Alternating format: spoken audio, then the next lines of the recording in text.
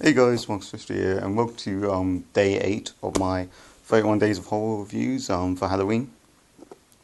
And I thought since I've done the Saw series, might as well do the Hostel series, since they're compared so freaking often, and I consider them to be completely different, but whatever.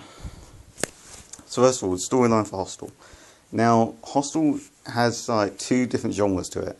First half is basically a teen comedy, and it's a lot of people say it's like a bad teen comedy, but I mean, it's not terrible. I thought like some of the jokes in there were pretty funny. Some of the situations were pretty similar to what a teen comedy would be like, and it also throughout the film has a big message to it. But I'll let you guys discover that for yourselves because it's very easy to notice and quite relevant. So I thought that you guys notice that yourselves. And then the second half is basically a murder for profit business where people are getting tortured because rich businessmen are paying for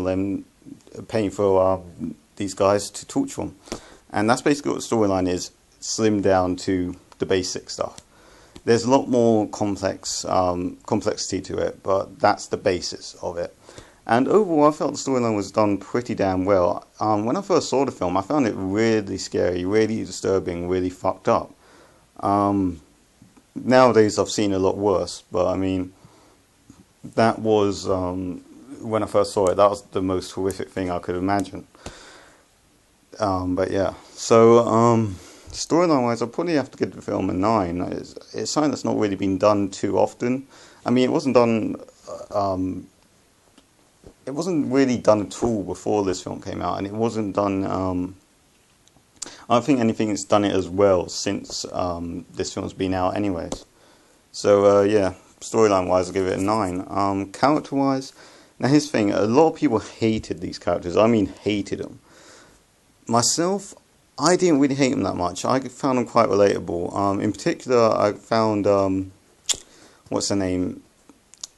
Paxton. I found him the most relatable one out of the bunch, and he is the main character, so I guess that's how you meant to view him. So, but yeah, I know mate. I've got a mate that's like Josh. I've got a mate that's like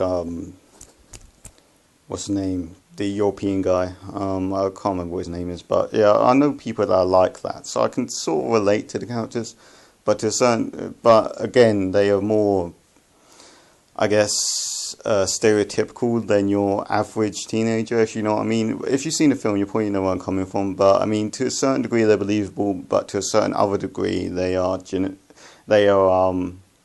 stereotypes. But yeah, so character-wise, I guess I have to give it an 8.5, because I mean, I found them somewhat relatable, but to another degree they are stereotypes.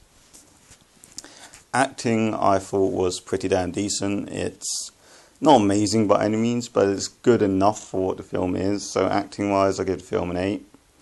And gore, this film is really quite fucking gory for a mainstream film. It's probably the most gory mainstream film I've seen, so I guess gore I'll give a 9.5. Scares, I would actually give it quite highly as well. I'd say scares is 8.5, not because of the content of the film, but because of the idea of the film. It's the idea that's scary, not the content. Same with the disturbing factor, and the atmosphere of the film is great as well. So yeah, overall, Hostel, highly recommended. Great film. I don't think it's as good as Saw, and that's my personal preference, but some people prefer it Saw, some people don't think it's as good. Personally, I think Saw's better. But yeah, so overall I'd give the film a 9, highly recommended. It's